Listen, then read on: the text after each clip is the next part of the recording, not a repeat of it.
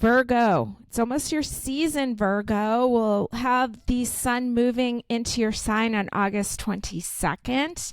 We have Venus moving into your sign on August 4th. Okay, so it's going to be a beautiful period with Venus shining light on you, Virgo. And so a lot of relationship themes, a lot of financial prosperity themes. Really enjoy Leo season, okay? Seasonally, Leo is a great time period for you because it's right before you, right?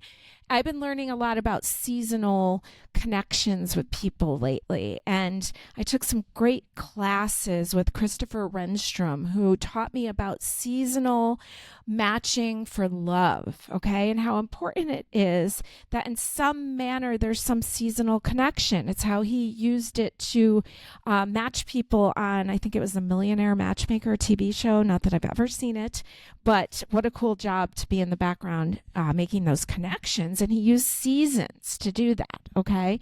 So enjoy Leo season. This is a great time. Leos are really good for you, Virgo.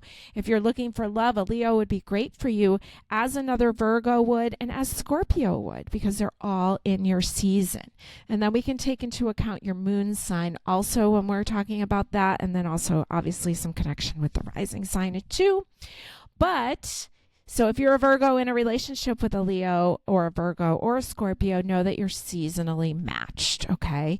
So this month you have a square going on with Mars and Jupiter in the sign of Gemini, a mutable sign, making a square with you. You are also a mutable sign.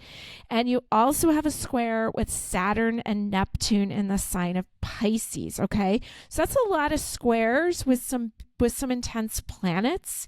So I would just try to take it mellow and enjoy the fact that you have a trine with Pluto when it moves back into the Capricorn on September 1st. That's going to be a positive aspect, bringing some positive change into your life, okay? So enjoy Leo season. It's kind of like savor Leo season, and then as we move into Virgo season, you're going to feel really kind of fired up in a sense because it's your season, okay? So you're going to feel like yourself, okay? So I did pull a few cards in advance, and I have to warn you, I'm using the Spellcasters Tarot deck, and I don't use it with clients because the death card's pretty hairy, and of course you got the death card, so I'm just giving you a little forewarning. Now, the death card is not a literal death, okay? This is a metaphorical death. This is something changing, okay? You have a trine with Pluto happening in the sign of Capricorn again on September 1st. Now remember, you have been trining, Pluto has been in Capricorn from 2008 till about 12 weeks ago, okay? So you've had a trine going on for 16 years. Okay, so now that Pluto moved into Aquarius and then started to retrograde on September 1st. It's going to go back into, or it's already retrograding, but it will be back in the sign of Capricorn on September 1st. Okay, so that means that there's going to be changes coming into your life, positive changes, because Pluto is bringing the highest and best in for you and getting rid of that does not serve you. So be happy to see the death card here. I told you it was a hairy one. Okay, but there is intense change of what does not work and what is pulling you down and what does not serve you. Okay, that's changing for sure. You've got the Two of Swords where she's standing tall. She's standing proud. She knows herself. You're not being weighed down any longer by people or situations that are not in your best interest. Now you have the Two of Wands here. Another relationship number 2, okay, and wants fire. And look how he's just like, he's being held there, but he's just like really just mesmerized by the bird, okay? So it's almost like kind of themes of like where you're being held. Maybe you've been making the best out of a situation for a while, but maybe that is no longer in your best interest anymore. Maybe you need to stand tall and proud on your own. Okay, there's some themes of that going on. All right, now let's go. This is a live reading now, okay? Because those other ones I looked at before. Let's do a past, a present, and a future card for you here. So the past position, oh my goodness, you got another death card. I didn't realize that I have this deck. What's the chances? I was just going to say, like, well, you got the death card behind you, so it's all up from here. And then you get the death card again. I must have mixed my decks up. My daughter has one too. We must have. That's so wild. Okay, you got death card. Well, it's in the past position. Okay. So some of those things that maybe you have taken care of before, don't let them come back in. Okay. Maybe you broke up with somebody and maybe now they're trying to come back. Maybe you need to leave the past in the past. Thank goodness it's not another death card, right? Okay. Present situation, 4 of Cups. There's the genie. He's sitting, he's pausing, he's breathing, he's contemplating. There's magic being made. Okay. It's kind of sitting in his peace. So maybe you've just gotten out of a relationship and maybe there's a need to sit in your peace. Future position, 3 of Pentacles. Okay. You're being shown the way. This is a card of cooperation, teamwork, learning from others, networking. Okay. And there's like almost like a classroom setting. You're learning. Okay. Maybe you need to learn how to be on your own. Or maybe you're just learning about what relationships work for you and which don't. Okay. All right. Now, let's go week by week. I'm using the Little Witch's Tarot here, just like kind of a little smaller version. And let's see what we've got for the 4 weeks. Okay. For week 1, you have the 5 of Wands. It's all these dragons kind of roaring at each other. 5 is a number of change. Wands is fire, passion. And often it's a card of competition or teamwork gone bad. Okay, but there's a change here. So maybe there's just some arguments that you're not going to, you're not going to have anymore. It is sitting there on top of that death card. So maybe you're just, that's it. I'm not doing that fight with you anymore. Week 2. The Chariot, overcoming obstacles, moving forward triumphantly. This is a Cancer card ruled by the moon. Okay, so this is about trusting intuition, feeling to move us forward. Okay, so it's a beautiful card of forward movement.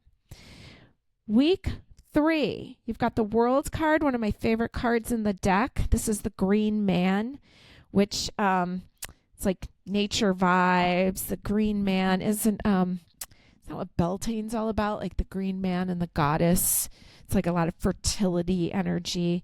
The World card is the last card, last major arcana, and it's showing us the end of something, but something successfully ended. It is the World card, so you could be traveling, there could be graduations, there could be weddings. There's something here where there's like a celebration of a job well done. Week 4, the Queen of Cups, she looks like she's on vacation. All right, so there's a beautiful, I love that she's sitting in a shell, the Queen of Cups. Okay, so I hope that you get to enjoy some of the summer. The Queen of Cups is like an emotional queen. She's really able to express her feelings really clearly, and she knows that they're her power. Okay, so your cards kind of have vacation vibes to it. And I see week 1 where you really almost have to stick to your guns about like what's in the past stays in the past. I think that is something to do with a relationship. Okay. And it also could just do with family matters. There's a lot of family themes in August. So there may be some conversations that, it always goes that way. It's down the same path and you're done with it. And so you're going to say that very clearly, very calmly, keeping in mind that Mercury retrograde runs from the 5th to the 28th. So we will be revisiting all of these conversations again. All right. Let's roll some dice. And we rolled Venus in the sign of Pisces in the 8th house. Venus in the romantic sign of Pisces in the house of sex. Okay. And remember, people, you did get a double death card, which is Scorpio, which does rule sex. Okay. So there's a lot of passion here. There's a lot of change, almost getting your power back. And there's a lot of romance and there's a lot of like beachy vibes. All right. So I don't feel sorry for you that you got the double death card. I'm just kidding. It's just showing me you getting your power back. Okay, Virgo. All right. Let me give you some power days. You rolled the sign. you rolled Venus, right? So Venus rules both the sign Taurus and the sign Libra, and the moon moves into Libra on 5:31 a.m. on Thursday, August 8th. It will be there through the 9th and the 10th until 6:34 p.m. power time for you. You ruled the 8th house, so then that continues right after Libra. So you got the 8th, 9th, 10th through the 11th, 12th into the 13th until 6:01 a.m. power time. You rolled the sign, so we're looking for Pisces and Taurus still. And we know that the moon will move into Pisces right after the full moon in Aquarius on Monday, August 19th. So about 6:52 p.m., the moon will move into Pisces. So you get that time along with the 20th and 21st until 7:02 p.m. Remember, it's a full moon period, so things are going to be, heightened, but you could also have really beautiful romantic encounters. Now, Taurus, we have a Taurus weekend, the 23rd, 24th, 25th. So that is another beautiful time for you, starting at 8 p.m. on the 23rd until 11:04 p.m. on the 25th. Have a fabulous, fabulous month, Virgo.